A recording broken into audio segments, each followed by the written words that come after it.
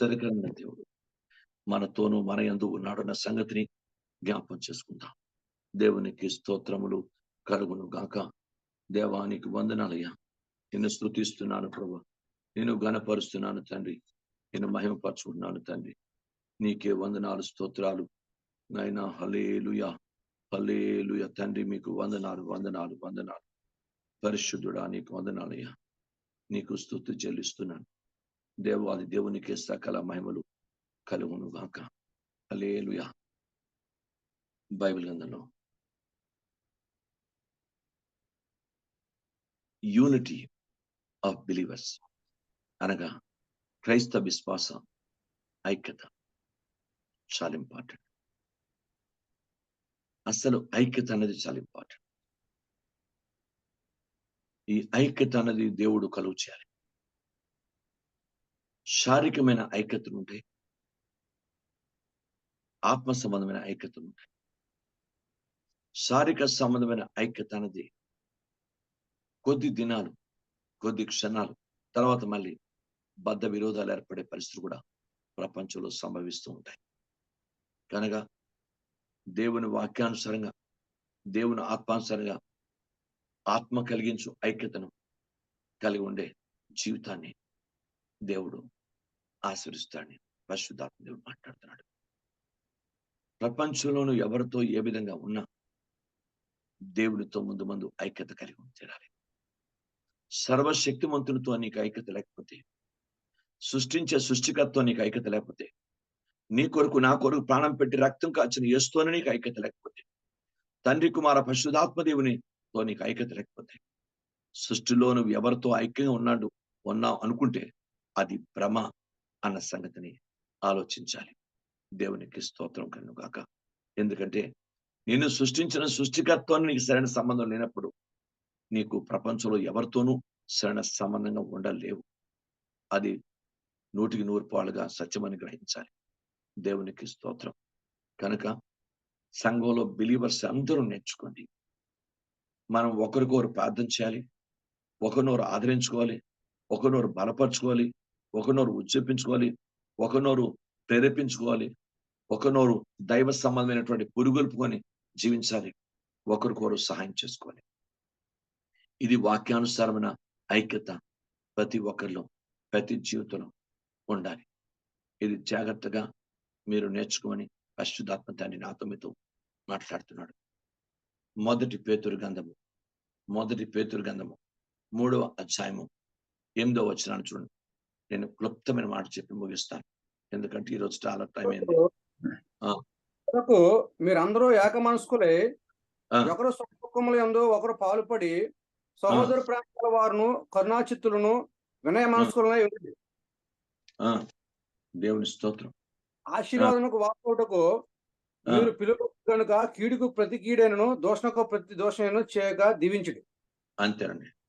మీరందరూ ఏక మనస్కులై ఒకరి సుఖ దుఃఖముల యందు ఒకరు పాలుపడి సహోదర ప్రేమ గలవారును కరుణా చిత్తులను వినయ మనస్కుని గలవారిని ఉండుడి. ఎందుకనగా మీరు ఆశీర్వాదమునకు వారసులు ఒకటకే మీరు పిలువబడ్డారు. అంటే ఐక్యతకు ఆశీర్వాదానికి దగ్గర సంబంధం ఉంది. మీరు ఏక మనస్సు గలవారైతే మీలో ఐక్యత ఉంటుంది. ఈవెన్ భార్య భర్తలైనా, అన్నదమ్ములైనా, అక్క చెల్లెలైనా, ఎవరైనా సరే దైవ సంబంధంగా దేవునితో ఐక్యత, కుటుంబంలో ఐక్యత, సంఘములో ఐక్యత, నీ పొరుగు దైవ దృష్టి యోగ్యత ఐక్యత, ఏదైనా వాక్యానుసారమైన ఐక్యత నీ జీవితంలో లేకుండా, ఏక మనస్సు లేకుండా చాలా కష్టం. బైబిల్ గ్రంథాన్ని పరిశీలిస్తే దేవుని వాక్యంలో 2వ దినవృత్తాంతాల గ్రంథము 5వ అధ్యాయాన్ని ఒకసారి 11 నుండి చదవండి. 2వ దినవృత్తాంతాల గ్రంథము 5వ అధ్యాయము 11వ వచనం నుంచి ఒకసారి చదవండి. యాజకులు పరిశుద్ధ స్థలం నుండి బయలుదేరి వచ్చినప్పుడు అచ్చట కూడిన యాజకులందరూ తమ వంతులు చూడకుండా తమను తాము ప్రతిష్ఠించుకునేది. ఆషాపు, హేమాను ఎదుగుతున్న సంబంధమైన వారును వారి కుమారులకు, సహోదరులకును, సంబంధికులకు పాలకులైన లేవీయులందరూ సన్నపు నారవస్త్రం ధరించుకొని తాళములను తమలను చేత పట్టుకొని బలిపీఠంలో తట్టు నిలిచేది. వారితో కూడా బూరల ఉమ్, ఊది యాజకులు 120 మంది నిలిచేది. ఉమ్, బూరల ఊదువారును పాఠకులను ఏకస్వరముతో యెహోవాకు కృతజ్ఞతాస్తుతులు చెల్లించును గానము చేయగా, ఉమ్, యాజకులు పరిశుద్ధ స్థలములో నుండి బయలువెళ్ళి ఆ ఉమ్, బూరలతోనూ తాళములతోనూ వాద్యములతోనూ కలిసి ఉమ్, స్వరమెత్తి ఉమ్, యెహోవా దయాళుడు, ఆయన కృప ఉమ్, నిరంతరముండును స్తోత్రము చేసిరి. ఆ, అప్పుడొక మేఘము యెహోవా ఉమ్, మందిరం నిండా నిండెను. యెహోవా ఉమ్, తేజస్సుతో దేవుని ఉమ్, మందిరం నిండుకొనగా సేవ చేయుటకు యాజకులు ఆ ఉమ్. మేఘమన్న చోట నిలవలేకపోయిరి. Praise God. అంత దేవుని ఏక మనస్సు భార్య భర్తలు గాని పిల్లలు గాని సంఘములో సేవకుడు దేవుని బిడ్డలు గాని ఏక మనసుతో ఆరాధన చేస్తే ఏక స్వరంతో ఆరాధన చేస్తే ఆయన అలా ఆరాధన చేస్తున్నప్పుడు దైవశక్తి దైవాత్మ దైవాభిషేకము మందిరంలో నిండిపోతుంది. దేవుని అద్భుతమైనటువంటి మేఘము మందిరం అంతా నిండిపోతుంది. ఎవ్వరు మామూలుగా ఉండటానికి లేదు. Praise the Lord. అందుకే దేవుని మందిరంకి వచ్చినప్పుడే నీ ప్రవర్తన జాగ్రత్తగా చూచుకోమని లేఖనాల్లో చెప్తున్నాడు ప్రసంగి. కనుక బైబిల్ గ్రంథం చెప్తుంది, ఎవరు దేవుని మందిరంకి వచ్చినా మామూలుగా వచ్చినా ఎవరు వచ్చినా దేవుని బిడ్డలు దైవాత్మానుసారులే. దేవునికి అనుకూలంగా దేవుని చిత్తానుసారంగా దేవునికి అనుకూలంగా దేవునికి మహిమకరంగా వారు తప్పకుండా ఏక మనస్సు కలిగి ఉండవలసిన ఆవశ్యకత ఉంది. సంఘంలో ప్రతి ఒక్కరిలో కూడా ఏక మనస్సు వచ్చినప్పుడు దేవుడు అద్భుతం చేస్తాడు. ఒకరి పట్టు ఒకరు సనుక్కొని గొనుక్కొని విసుక్కొని వాక్యాన్ని వ్యతిరేకంగా తలంచి మాట్లాడి ఉద్దేశించి ఆలోచించే పరిస్థితుల్లో అసలు ఆరాధనే దేవుని దగ్గరికి పెడదు. కనుక మనం సాధారణ వ్యక్తులుగా మిగిలిపోతాం తప్ప దేవుని ఆత్మ సంబంధులుగా దేవునికి మహింపరిచే ప్రసక్తి ఉండదు అన్న సంగతిని జ్ఞాపం చేసుకోవాలని పరిశుద్ధాత్మ తండ్రి మాట్లాడుతున్నాడు. కనుక ముందు దేవుని వాక్యం చెప్తుంది, కుటుంబంలో ఏక మనసు రావాలి, భార్య భర్త బిడ్డలకి ఏక మనసు రావాలి, సంఘములు ఏక మనసు రావాలి. నువ్వు ఆరాధన ఏక మనసుతో చేస్తే ఏక స్వరంతో చేస్తే వాళ్ళు అంత అద్భుతంగా దేవుని మందిరము లేక మేఘముతో తేజస్తో ప్రభు యొక్క ప్రభావంతో నిండిపోయినట్లు లేఖనాలు చూస్తున్నాం. అపోస్తలుల కార్యములు 4:29 చదవండి. 4:29 నుంచి. అపోస్తలు కార్యములు. ప్రభువా, ఆ, ఈ సమయమందు వారి బెదిరింపులు చూచి రోగులను స్వస్థపరచుటకును నీ ఆ, పరిశుద్ధ సేవకున్న యేసు నామము ద్వారా సూచక్రియలను మహత్కార్యమును చేయుటకు నీ ఆ, చెయ్యి చాచినండగా నీ ఆ, దాసులు బహుధైర్యంగా నీ వాక్యం బోధించినట్లు అనుగ్రహించుము. వారు ఉమ్, ప్రార్థన చేయగానే వారు కూడి ఉన్న చోటు కనిపించును. అప్పుడు ఉమ్. వారందరూ పరిశుద్ధాత్మతో నిండిన వారే దేవుని వాక్యము ధైర్యంగా బోధించారు. Praise God. ఏక మనసుతో ప్రార్థన చేస్తే పరిశుద్ధాత్మ శక్తి నిండుకుంటుంది. వాళ్ళందరూ వాళ్ళు నించున్న చోట భూమి కంపించిందట. ఏక మనసుతో ఏక హృదయంతో లేక ఏక తాత్పర్యంతో మనం ఆరాధన చేయాలి ఏక స్వరంతో. రెండవది, ప్రార్థన చేస్తున్నప్పుడు ఏకాత్మ ఉండి ఏక సమాధాన మనసుతో ఏకాత్మతో అందరూ ఆరాధన చేస్తే లేక ప్రార్థన చేస్తే వారు నించున్న చోట భూమి కంపించిందట. వారు నించున్న చోట భూమి కంపించింది. మీరు బైబిల్ గ్రంథాన్ని దేవుని పాదాల దగ్గర జ్ఞాపం చేసుకుంటే దేవుని స్తోత్రం. అపోస్తల కార్యములు 1వ అధ్యాయము 14వ వచనం చూద్దాం. అపోస్తలు కార్యములు 1వ అధ్యాయము 14వ వచనం. వీరందరూ వీరందరూ వీరందరూ వీరితో కూడా కొంత స్త్రీలను యేసు ఆ, తల్లి అయిన మరియు ఆయన ఆ, సహోదరును ఏక మనసుతో ఎడతెగక ప్రార్థన చేయుచుండు. Praise the Lord. అలా ప్రార్థన చేసినప్పుడే పెంతెకొస్తు అనే పండుగ దినమున అగ్ని వంటి నాలుకలు వాగించబడి వారందరి మీదకి రాలగా వారందరూ శక్తితో దేవుని శక్తితో నిండుకున్న వారే ఆయన ప్రభువుని స్తుతించుట లేక మొదలు పెట్టిరి అని లేఖనాల్లో స్పష్టపరుస్తున్నాయి. కనుక ప్రార్థించిన ఆరాధించిన స్తుతించిన దైవ సన్నిధిలో ఒక కార్యము తలపెట్టిన క్రైస్తలో దేవుని మందిరం కట్టాలని కోరేసి పిలిపించినప్పుడు లేక బైబిల్ అందులో దేవుని మందిరం కట్టడానికి దేవుడే సొలొమోనుకి నేను తండ్రి ప్రేరేపించినప్పుడు నేను తండ్రితో తను ఏకమకుండా కాలేదు, తండ్రి కుటుంబం ఏకమైంది. క్రైస్తవుడు తన తండ్రి కుమారులు ఏకమించారు. ఆయన అతను దావీదు కూడా మందిరాన్ని సాయం చేశాడు. ఏది జరగాలన్నా సంఘములో కుటుంబంలో ఆయన సమాజంలో దైవ సంబంధమైన మనస్సు రావాలి, ఏక మనస్సు రావాలి, ఏకాత్మ రావాలి. అందుకే తొదకు మీరు మామూలు వ్యక్తులు కావద్దు, ఏక మనస్కులై ఉండండి. ఏక మనసు సంఘములో ప్రతి ఒక్కరిలో కూడా ఏక మనసు గలవారై ఉండాలని, అలాంటి ఐక్యతను మెయింటైన్ చేసినప్పుడే అద్భుతాలు మన కుటుంబంలో సంఘంలో జరుగుతాయన్న సంగతిని మనం జ్ఞాపం చేసుకోవాలని పరిశుద్ధాత్మ తండ్రి మాట్లాడుతూ ఉంటున్నాడు. 133వ కీర్తన మనందరికీ తెలిసినటువంటి కీర్తన. కనుక దాంట్లో మనం 3 సహోదరులు ఐక్యత కలిగి మొదటి నుంచి ఫస్ట్ కదండి. మొదటి 133 అమ్మా. సహోదరులు ఐక్యత కలిగి నివసించుట ఆ, ఎంత మేలు, ఎంత మనోహరము. అది అది ఎంత మేలు. అసలు ఐక్యత కలిగి నివసించడమే గొప్ప మేలు. నాయన ఇద్దరు భార్య భర్తలు ఐక్యత ఉండి చక్కగా కుటుంబాన్ని దైవ దృష్టికి యోగ్యంగా చేసుకుంటే ఐక్యత వాళ్ళకి ఎంత మేలు చేస్తుంది. ఐక్యత ఎన్ని దీవెనలు వారికి తెచ్చిపెడుతుంది. ఐక్యత ఎన్ని కీళ్ళ నుంచి వారిని తప్పిస్తుంది.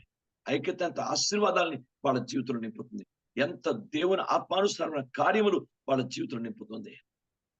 సహోదరుడు ఐక్యత కలిగి ఉంటా నివసించుట ఎంత మేలు. అది ప్రధాన యాజకుని అభిషేకంతో పోల్చబడింది. అహరోను తల మీదుగా కారబడిన గడ్డంపై ద్వారా కారబడిన ఆ పరిమళ తైలం అంగీ గుండా కారిన ఆ పరిమళ తైలాన్ని దేవుడు జ్ఞాపకం చేస్తున్నాడు బైబిల్ గ్రంథంలో. అది అహరోనుకు పరిశుద్ధ ప్రధాన యాజకునిగా చేసిన అభిషేకంతో పోలుస్తున్నాడు ప్రజలు. అది మరి ప్రత్యేకంగా దేవునికి స్తోత్రములు కలుగును కాక. కనుక దేవుని పాదాల దగ్గర జ్ఞాపకం చేసుకుని తండ్రి పాదాల దగ్గర, తండ్రి సహాయం చేయండి, తండ్రి సహాయం చేయండి. దేవుని వాక్యం అబ్రాహాము కాలంలో మెల్కిసెదెకు ప్రధాన యాజకుడిగా ఉన్నాడు. కానీ ఇక్కడ ఐక్యతను మెల్కిసెదెకుతో పోల్చలేదు. ఇక్కడ అబ్రాహాము తర్వాత వచ్చిన తరంలో తన మోజెస్ లేక మోషే కాలంలో ఆ మోషే సంబంధమైనటువంటి స్థితిలోని కూడా దేవుడు అహరోన్ ప్రజరాడు. మోషేని దేవుడు 6 లక్షల కాల్బలానికి నాయకుడిగా అభిషేకించిన ప్రధాన యాజకుడిగా మరి అహరోన్ను అభిషేకించినట్టు లేఖనాలు స్పష్టపరుస్తున్నాయి. ఆ దైవిక 2వ ప్రధాన యాజకుడిగా అతనుకున్న అభిషేకాన్ని బట్టి అభిషేక తైలంతో ఐక్యతను ఇక్కడ పోలుస్తున్నట్టు లేఖనాలు చెప్తున్నాయి. కనుక సహోదరుడు ఐక్యత అంత గొప్పది అనే సంగతిని జ్ఞాపకం చేసుకోవాలి. మనం సువార్తకి వెళ్ళినా, మనం ప్రార్థించిన, మన సంఘంలో ఆరాధించిన, ఈమెన్ ఎక్కడ దైవ పరిచర్య ఏ రీతిలో చేస్తున్నా, ఒకరికి ఆహారం పంచిపెట్టిన ఐక్యతతోనూ ప్రేమతోనూ సమాధానం చేయాలి తప్ప సనుగుడు, గొనుగుడు, విసుగుడు, వాక్యానికి విరుద్ధమైన తలంపులు, ఆలోచన, ఉద్దేశాలు ఎక్కడగా దేవుని సేవార్థమై వస్తున్న ప్రతి ఒక్కరిలో కూడా దైవ సంబంధమైన పరిశుద్ధ, దైవ సంబంధమైన ఐక్యత, దైవ సంబంధమైన ప్రేమ, దైవ సంబంధమైనటువంటి ఆ నమ్మకత్వంతోనే దేవుని సేవించాలి తప్ప వేరొక మనసు ఉండటానికి వీలు లేదు. దేవునికి స్తోత్రాలు, మహిమలు కలుగునగాక. కనుక బైబిల్ చెప్తుంది ఆత్మలో ఐక్యత అనేది వెరీ ఇంపార్టెంట్. ఎఫెసీయులకు రాసిన పత్రిక 4వ అధ్యాయము మొదటి వచనం నుండి చదవండి.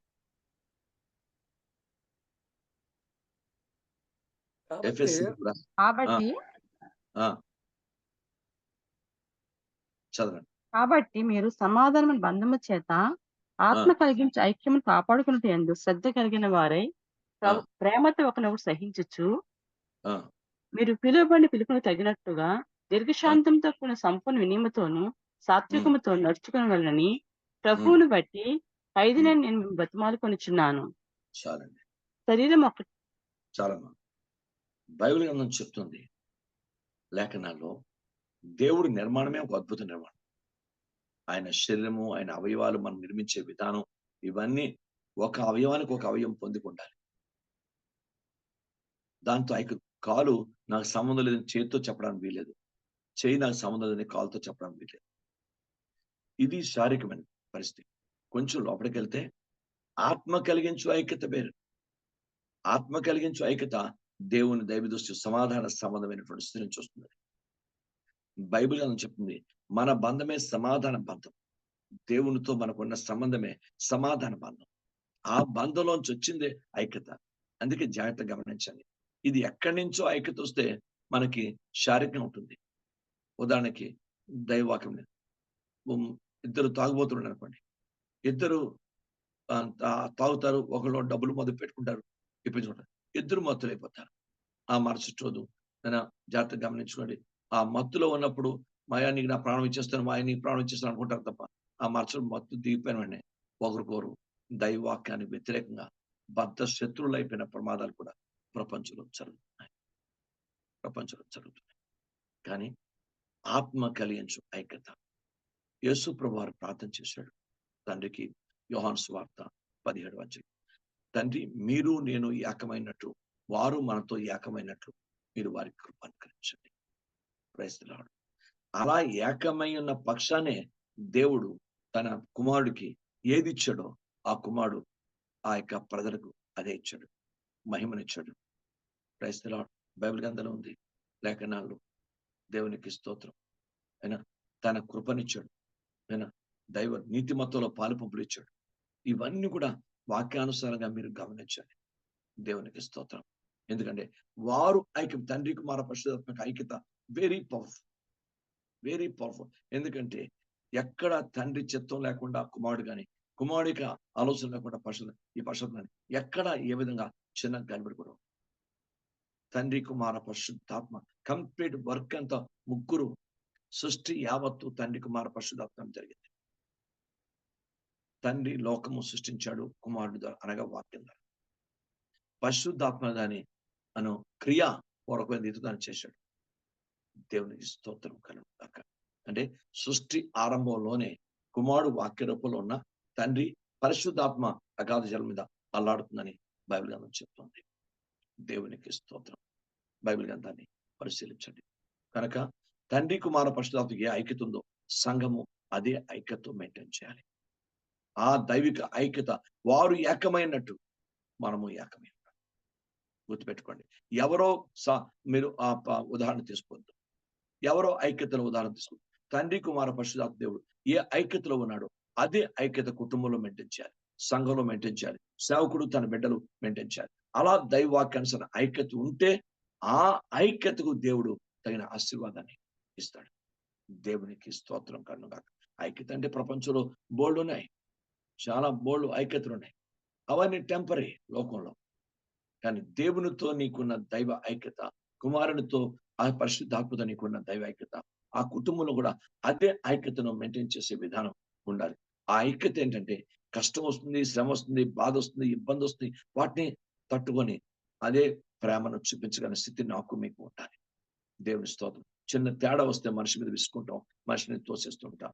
Praise the lord. అది ఏ ఐక్యత మనకు ఉండేదో అదే ఐక్యతను జనరల్ గా ప్రతి ఒక్కరిలో మన జీవితాల్లో ఆ ఐక్యత మెయింటైన్ చేస్తూ ఉంటారు.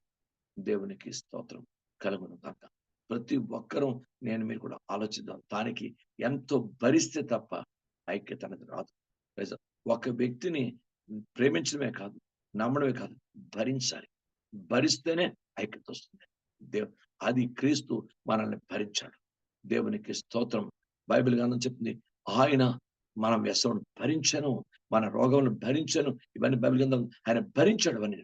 ఆయన భరించాడు కనుక మనని అంత స్థితిలో ఉండటానికి ఆయన తన ప్రాణాన్ని మన కొరకు ఆయన బలిగా అర్పణగా ఇచ్చినట్టు లేఖనాలు స్పష్టపరుస్తున్నాయి. కనుక దైవాక్యం చెప్తుంది, ఆత్మ కలిగించు ఐక్యత, ఆత్మలో ఐక్యత చాలా శక్తివంతమైంది. దేవునికి స్తోత్రములు కలుగును గాక.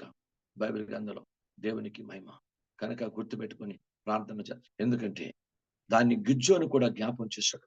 గిజ్జోను దైవ సన్నిధిలోంచి దూరమై అతను దేవుని చిత్తానికి వ్యతిరేకంగా తన గోత్రము ఆయన తన ఉన్న గోత్రాల్లో చాలా చిన్నదిగా, తక్కువగా, అల్పమైన దానికి ఎంచుకుని అతనే బాధపడుతూ అతనే దాని గాయపడుతూ మా పితరులకు ఎందుకు ఇలా జరిగింది అని చెప్పి అతడు బాధపడుతూ అతడు గానుగు చోటుకి వెళ్ళిపోతాడు. మహోన్నతుని చాటు నుండి గానుగు చాటుకు వెళ్ళిపోతే అక్కడ దేవుడు మిద్యానీయుల బారి నుండి ఇశ్రాయేలును రక్షించడానికి గిజ్జోను వాడుకున్నప్పుడు బైబిల్ గ్రంథం ఉంది, దేవునితో తన ఐక్యతను కోల్పోయాడు. దేవునితో తన సమాధానం సరిగ్గా లేదు. అందుకే మరలా దేవుడు అతనికి ఒక బాధ్యతను అప్పగించి మరి దైవికంగా ఐక్యత. అందుకే మీరు బైబిల్ గ్రంథాన్ని పరిశీలించండి. బలము తెచ్చుకొని బయలుదేరమంటాడు. Praise God. బలం ఎక్కడి నుంచి వస్తుంది? గానుగిస్తుందా? గోధుమలు ఇస్తాయా? లోకం ఇస్తుందా? ప్రపంచంలో తల్లిదండ్రులు ఇస్తారా బలం? లోకంలో బలం వస్తుందా? కాదు. దేవుడే బలం ఇవ్వాలి. ఎందుకంటే ఆయన నామే బలమైంది. ఆయనే బలవంతుడిని బైబిల్ గ్రంథం చెప్తుంది. Praise the Lord. ఆయన బలము అనుగ్రహించి ఉన్నాడని బైబిల్ చెప్తుంది. ఆయన బలవంతుడని బైబిల్ గ్రంథంలో స్పష్టీకరణ చేయబడింది. ఎందుకంటే ఆయన మాట ఆకాశము కలుగును గాక అని ఒక మాటను ప్రస్తావించినప్పుడు, ఆయన నోటిలోంచి విడుదల కలిగినప్పుడు, ఆ మాట ద్వారా సర్వ ప్రపంచాన్ని కలిగిన సృష్టి కలిసిన ఆకాశాన్ని ఒక్క మాటలో సృష్టిస్తే, ఒక్క మాటకు ఆయన అంత బలం ఉంటే ఎంత బలవంతుడో దేవుని వాక్యానుసారంగా మన అర్థం ఆయన తన బలముతో నడుము కట్టుకొని బయలుదేరాడు అని రాయబడింది లేఖనాలు. కనుక బైబిల్ గ్రంథం చెప్తుంది ఆయన బలవంతుడు. అప్పుడు గిద్యోనికి అర్థమైంది. గిద్యోను దేవుడు వాక్యానుసారం వివరించాడు. క్రైస్తవుడు అప్పుడు అర్థమైంది. అప్పుడు దేవునితో ఏకమయ్యాడు. ఎప్పుడు దేవునితో ఏక మనసు కలిగి ఐక్యత కలిగి ఉన్నాడు. బైబిల్ గ్రంథం పరిశీలించండి. అతనికి ఇచ్చిన 300 జనాన్ని కూడా 300 జనాన్ని 3 వైపులు పెట్టి ఆయన 100 మంది ఒకేసారి ఆయన ఆ బోర పైకెత్తాలి, ఒకేసారి కొమ్ము ఊదాలి, ఒకేసారి ఆ యొక్క దాన్ని గుండెను పగలగొట్టాలి, ఒకేసారి దివిటీలు పైకెత్తాలి. అది that is the unity of believers. అది క్రైస్తవ జీవితంలో ఉన్నటువంటి దైవ ఐక్యత. ఒకే ఒక్క కేకం మీరందరూ ఒకేసారి కేక ఒకే స్వరంతో కేక వేశారు. ఆ కేక కొండలు బద్దలైనంత దద్రిల్లిపోయినటువంటి కేక. ఆ కేకి మిద్యానీయులు వారిలో వారే పొడుచుకొని చనిపోయినట్టు లేఖనాలు స్పష్టపరుస్తున్నాయి. వారు ఆ దివిటిని 3 ప్రక్కల నుంచి 300 మంది చూసినప్పుడు కొన్ని 100 మంది లక్షల మందిగా వారు కనిపించి వాళ్ళు భయపడిపోయి వాళ్ళు వారే పొడుచుకొని వాళ్ళందరూ చనిపోయినట్టు లేఖన. మిద్యానీయులు చేతి మట్టి కాకుండా కేవలం దివిటిని, ఒక కుండను, ఒక మట్టి కుండను, ఒక దివిటిని, ఒక 2 వ్యక్తులను దేవుడు అద్భుతంగా ఉపయోగించి ఎంత గొప్ప అద్భుతంగా. అందుకే లేఖనాల్లో చెప్తాడు యెహోవా ఖడ్గము, గిద్యోను ఖడ్గం. గుర్తుపెట్టుకోండి. ఏది ఎప్పుడు యెహోవా ఖడ్గాన్ని నువ్వు గౌరవిస్తావో యెహోవా ఖడ్గం అంటే ఏంటి? వాక్యం. ఎప్పుడు వాక్యాన్ని గౌరవిస్తావో, ఎప్పుడు వాక్యాన్ని మహింపరుస్తావో, ఎప్పుడు వాక్యాన్ని ప్రేమిస్తావో, ఎప్పుడు వాక్యానికి లోబడతావో, ఎప్పుడు వాక్యానికి జీవితంలో తగిన ప్రాధాన్యత ఇస్తావో, అప్పుడు నీవు కూడా ఒక ఖడ్గం వల్ల దేవుడు తయారు చేస్తాడు. అందుకే యెహోవా ఖడ్గము, గిద్యోను ఖడ్గం. గిద్యోను ఆ విధేయత చూపించాడు. అతడు కూడా ఒక దైవ ఖడ్గంగా దేవుడు ఆశ్రయించినట్టు అక్కడ జనములు లేఖనాల్లో మనం చూస్తున్నాం. దేవుని స్తోత్రం కలుగును గాక.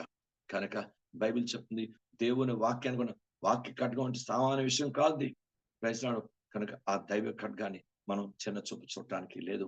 కనుక లేఖనాలు చెప్తున్నాయి అది ఖడ్గమై లోపలికి దూసుకొని కీళ్లను విభాగించేస్తుందంట. వాక్యం అనే ఆత్మ ఖడ్గము క్రైస్తవుడు. కనుక వాక్యము. అందుకే గిద్యోను జీవితంలో అంత దైవ ఐక్యతను దేవుడు చూపించి వారిని ఐక్యంతో నింపి ముందు దేవునితో తాను ఐక్యపరుచుకున్నాడు. గిద్యోను పిలిచి తర్వాత ఇశ్రాయేల్లో అందరినీ మొత్తం సెలెక్ట్ చేసి ఎన్నికైన వారిని వాళ్ళకి పరిచిపెట్టి ఎన్నికైన వారిని మొత్తం 300 మందిని సెలెక్ట్ చేసి ఐక్యతతోని అద్భుతమైన రీతిలో దేవుని మాటకు లోబడిన దేవుని ఏకస్వరమే వాళ్ళ జీవితాల్లో అద్భుతం చేసినట్టు లేఖనాలు స్పష్టపరుస్తూ ఉంటున్నాయి. కనుక బైబిల్ చెప్తుంది విశ్వాసులు దేవుని బిడ్డలు అందరూ నేర్చుకోండి.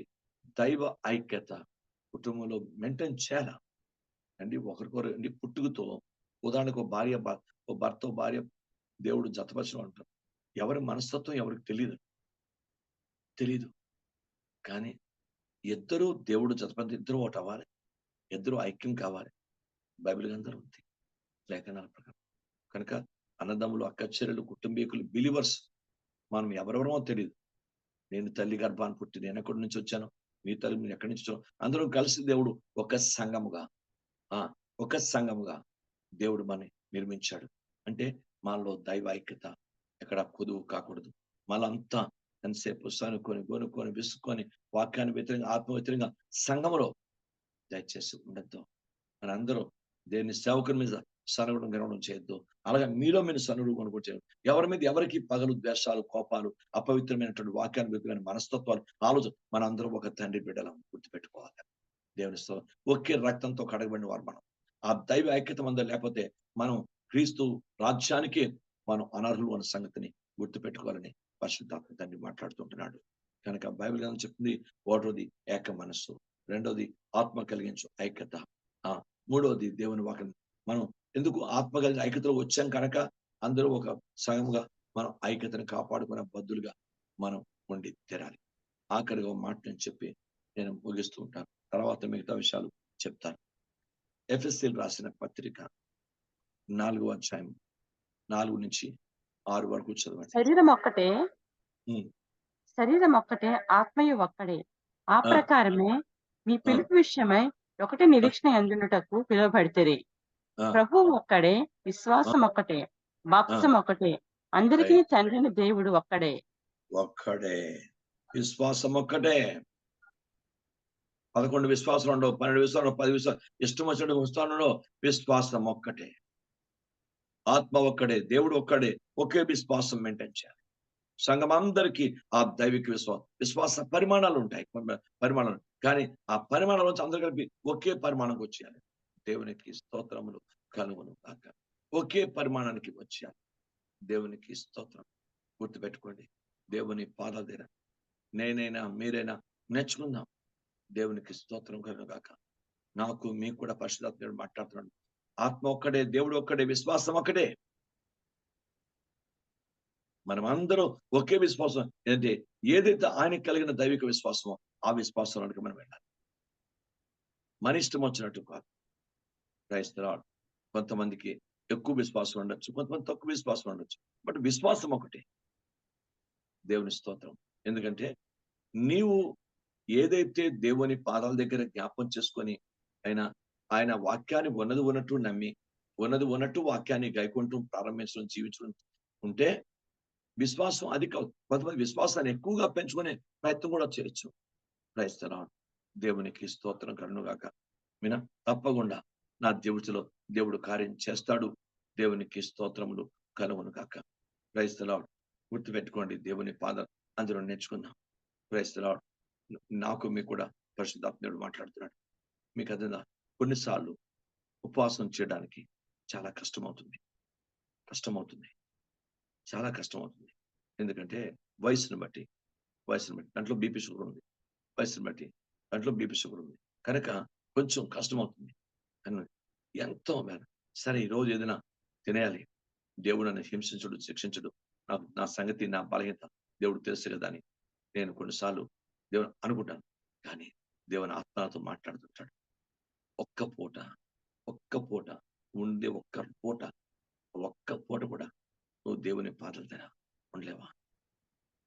ఒక్క పూట కూడా నిన్ను చంపాను కదా, ఆ యొక్క ఉపవాసంలో నువ్వు చచ్చిపోయినంత స్థితి నేను చేయను కదా, ఆ ఉపవాసం నేను బలహీనం కదా అన్న మాట నాకు బాగా దేవుని ఆత్మ స్వయంగా వచ్చినతో ప్రభువారు మాట్లాడినట్టు అంతే.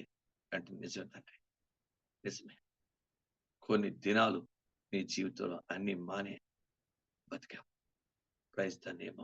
దేవుని చిత్తాన్ని ఆహారంగా కలిగిన బతికిన దేవుడు తండ్రి, నిజమే ప్రభా, నిన్నట్లుగా చేయనయ్యా. ప్రైజ్. మళ్ళీ శక్తిని కూడా తీసుకొని బలపరుచుకొని ప్రభు పాదాలు పట్టుకొని ప్రభు విశ్వాసంతో ఆయన దేవుని స్తోత్రం. ఎంతవరకు దేవుడు తన కృపా కనికరములతో ఎన్ని సంవత్సరాలు కూడా దేవుడు అలాంటి ప్రాబ్లం లేకుండా ఆ ఉపవాసం చేయడానికి దేవుడు కల్పిస్తున్నాడు. దేవుని స్తోత్రం. వారానికి కనీసం 2 పూట 2 దినాలు కొంత సమయం దేవుని సన్నిధిలో అన్నపానాలు మాని దేవుడి పాదాల దగ్గర గడపడానికి దేవుడు కల్పిస్తున్నాడు. ఎందుకంటే విశ్వాసమే, నా దేవుడు నాకు హాని చేయడు, నా దేవుడు నమ్మకస్తుడు అన్న విశ్వాసం అంతకుమించి ఏం లేదు. Praise God. అంతే. ఆ అభిషేకం, ఆ ఆశీర్వాదం, ఆ శక్తి, ఆ కృప ఉన్న టైంలో ఎక్కడ దేన్ని ముట్టుకోవడానికి ప్రయత్నించడానికి వీలుండదు, వీలు పడవు. ఎందుకంటే విశ్వాసమే. తప్పకుండా నా దేవుడు అద్భుతం చేస్తాడు. అంతే. ఇలాగ నేను చిన్న ఉదాహరణ మాట మీకు చెప్పాను. ప్రతి ఒక్క జీవితంలో దేవుని పాదాల దగ్గర మీరు జ్ఞాపం చేసుకోండి. Praise God. ఉపవాసమే కాదు, మీరు ఏ కార్యమైనా విశ్వాసంతో తలపెట్టు. నా దేవుడు నన్ను విడవడు, నా దేవుడు నన్ను ఎడబాయడు. విశ్వాసం మన విశ్వాసాన్ని చాలాసార్లు మీకు చెప్పాను. దేవుని శక్తిని ఆధారం చేసుకుని ఉంటారు. మనుషుల మాటలు, మనుషుల క్రియలు, మనుషుల పరిస్థితులు కాదు. ముఖ్యంగా దేవుని వాక్యానుసారంగా దేవుని శక్తిని ఆధారం చేస్తుంది. దేవుని శక్తే దేవుని ఆత్మ, దేవుని శక్తే దేవుని వాక్యం, దేవుని శక్తే దేవుని కృప. Praise the name of Jesus. దేవుని శక్తిని ఆధారం చేసుకుంటూ ఉంటారు. అలా ఆధారం చేసుకున్న విశ్వాసం అద్భుతంగా ప్రభు పాదల నిలబడుతుంది. దేవుని స్తోత్రం కనుక కడ వరకు దేవుడు ఆ కృపని ఇచ్చేస్తాడు. దేవునికి స్తోత్రం కలుగును కాక. సృష్టిలో 3 పదాలను పెట్టాడు, గొప్ప అద్భుతమైన పదాలు.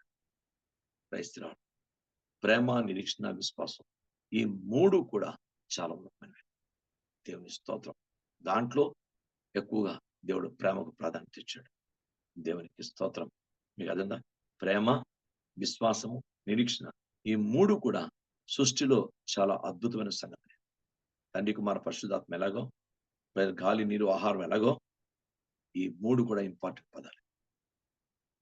ప్రేమ కలిగి ఉండాలి, నిరీక్షణ కలిగి, విశ్వాసం కలిగి ఉండాలి. మహాద్భుతాన్ని చూస్తాం దేవుడి నుంచి. బైబిల్ చెప్తుంది విశ్వాసం. కనుక తండ్రి, విశ్వాసంలో మనం ఐక్యపడదాం. అందరి జీవితంలో, క్రైస్తవ సంఘంలో ఒకే ఒక దైవిక విశ్వాసాన్ని అందరూ కలిగి, విశ్వాసంతోనే ప్రార్థన చేద్దాం. విశ్వాసంతోనే ఎంతవరకు ఎన్నో కార్యాలు మన కుటుంబాల్లో, మన జీవితాల్లో, జూమ్ కుడికిలో లేక ఆరాధన కుడిలో, అన్ని విషయాలు కూడా దేవుని ఆత్మ మన జీవితాల్లో దేవుడు అద్భుతంగా మన విశ్వాసాన్ని గౌరవించి నిలబెట్టాడు, ఆశ్రయించండి చెప్పగలం. దేవుని స్తోత్రం. అంచేత విశ్వాసాన్ని కోల్పోవద్దు. విశ్వాసం కలిగిన మాటలు ఉంటేనే, విశ్వాసాన్ని బలపరిచే మాటలు వింటేనే, విశ్వాస సంబంధమైన సాంగత్యం ఉంటేనే, వారు వినిన వారితో విశ్వాసం కలిగి ఉండలేదు కనుక వారి విశ్వాసము నిష్ప్రయోజనమైందని బైబిల్ గ్రంథం, హెబ్రీ గ్రంథం రాస్తాడు. Christ, the name of Jesus Christ. మీకు అర్థంగా, నిన్న హైదరాబాద్ నుంచి ఒక ఆయన వచ్చి చెప్తున్నాడు, ఆయన పాస్టర్ ఆస్తికొస్తే మనకే పెట్టండి. నేను కొన్ని సంఘాలు తిరిగాను హైదరాబాద్లో, ఎక్కడ కూడా క్రైస్తవ రావడం ఏదో ఆర్టిఫిషియల్ గా ఏదో అసమాల జరిగిపోలేదు అన్నట్టు ఉంటుంది పరిస్థితి అక్కడ. అసలు ఆయన అడుగుతున్నాడు, హైదరాబాద్ లో ఏది గొప్ప సంఘం, ఏదని మంచి ఆత్మీయ సంఘం అని అడుగుతున్నాడు. నేను సాయంకాలం మాట్లాడుతుంది, ఏది ఆత్మీయ సంఘం? ఏదోనయ్యా నాకు తెలుసు, అసెంబ్లీ ఆఫ్ గాడ్ అంటారు, అక్కడ బాగుంటుంది ఆరాధన అంటారు, నాకు తెలియదు అయ్యా, నేను హైదరాబాద్ సంబంధించి నాకు తెలీదా. చాలా భయానకమైన పరిస్థితి. ఇంకొక ఆయన ఓ చెల్లిని, ఒక పెద్ద ఉంటుంది అమ్మాయి, పెద్ద ద్రాక్ష చెల్లు, కజిన్స్, ఆ అక్కను అడుగుతుందట ఆ చెల్లి, నేను సంఘానికి వస్తే రావే, మా సంఘానికి వస్తే నువ్వు జీన్ ప్యాంట్ వేసుకొని రావాలి. సంఘానికి జీన్ ప్యాంట్కి సంబంధం ఏంటి? దేవుడికి జీన్ ప్యాంట్కి సంబంధం ఏంటి? సహవాసానికి జీన్ ప్యాంట్కి సంబంధం ఏంటి? ఏంటి మీ సంఘంలో పత్తి? అంతేనే, అక్కడ అందరూ జీన్ ప్యాంట్లు వేసుకుంటారు. ఎంత పైన అందరూ వైట్ డ్రెస్ వేసుకున్నారంటే ఒక అర్థం ఉంది. అందరూ తల మీద స్త్రీలు అందరూ ముసుగు వేసుకుంటారని అర్థం ఉంది. మగవాళ్ళందరూ చక్క మంచి వైట్ డ్రెస్ వేసుకొని ఉంటారంటే అర్థం ఉంది. కానీ సంఘానికి జీన్ ప్యాంట్ వేసుకుంటే రావాలి అని ఎంత అంటే, ఎలాంటి వ్యక్తిగత లోక సంబంధమైనటువంటి నిబంధనలు పెట్టి సంఘం ఎలా? దేవుడు నన్ను క్షమించును గాక, సంఘాన్ని విమర్శించాలని కాదు. ఈ రోజు దేవుని పాదాల దగ్గర ప్రతి ఒక్కరు నేర్చుకోండి. ఎన్ని రకాల పరిస్థితులు ప్రపంచంలో ఉంటున్నాయో, చాలా జాగ్రత్తగా ఉండాలి. దాన్ని ఎక్కడ విశ్వాసం దైవిక, మన విశ్వాసం బలపడాలి, మన విశ్వాసం పురుగొల్పడాలి, మన విశ్వాసంలో దేవుని వాక్యాన్ని రేకెత్తించాలి. దైవ వాక్యానుసారిగా ఆత్మ ద్వారా మనం పురుగొల్పడాలి. దేవుని స్తోత్రం. ఒకరికొకరు విశ్వాసాన్ని పురుగొల్పుకోవాలి. పర్లేదు పెద్దాలి, దేవుడు కార్యం చేస్తాడు అన్న దైవిక విశ్వాసం అందులోకి వచ్చేయాలి. అమ్మ సిస్టర్, పర్లేదు, దేవుడు కార్యం చేస్తాడు. ఒకరినొకరు ఆత్మీయంగా పురుగొల్పుకునే దైవిక విశ్వాసం కావాలి. బైబిల్ గ్రంథం చెప్తుంది, విశ్వాసం, ఐక్యత, ఏక మనస్సు, ఇవి క్రిస్టియన్ బిలీవర్స్ లో, క్రిస్టియన్ పీపుల్లో ఇంపార్టెంట్ అయిన విషయాలు. ఇంకా ఉన్నాయి, నేను మరో 3 సంగతుల తర్వాత చెప్తాను. లేఖనాల నుంచి నేర్చుకుందాం.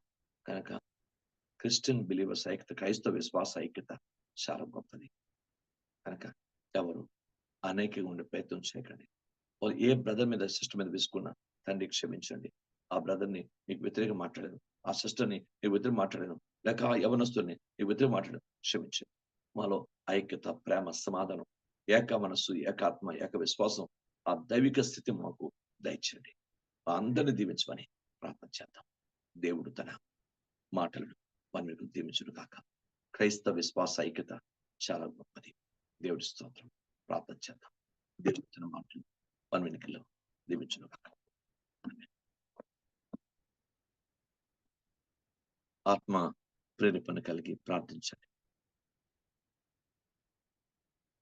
సంఘంలో ఐక్యత అనేది చాలా ఇంపార్టెంట్. సంఘంలో ఏక విశ్వాసం అనేది, ఏకాత్మ అనేది చాలా ఇంపార్టెంట్. యొక్క మనస్సు అన్నది చాలా ఇంపార్టెంట్. ఆ సంఘాలే దేవుని రాజ్యానికి వారసమయ్యే అవకాశం ఉంది. దేవుని ఆత్మతో ఐక్యమై దేవుని రాజ్యానికి అవసరం స్థితులు లేక దైవికమైన అర్హతలు కలిగి ఉండే అవకాశం కలిగి. స్తోత్రము నాయన, స్తోత్రము తండ్రి. ప్రభువా పరిశుద్ధుడా, జీవాధిపతి, జీవముగల తండ్రి, మీ స్తోత్రాలు మా ప్రభువా. అయ్యా, మరొక్క దినమిచ్చి ప్రభువా మీ పాదాల చెంత ఈ ఉదయకాల సమయంలో ప్రభు అయ్యా ఈ జూమ్ మీటింగ్ ద్వారా ప్రభు అయ్యా నా తండ్రి ప్రభువా, మీరు మాకు ఇచ్చిన ఈ గొప్ప భాగ్యాన్ని బట్టి మీకు కోట్లాది కోట్లాది కోట్లాది స్తుతి స్తోత్రాలు చెల్లించుకుంటున్నాం ప్రభువా. అయ్యా, శాశ్వతమైన ప్రేమతో కాపాడిన దేవుడు నాయన.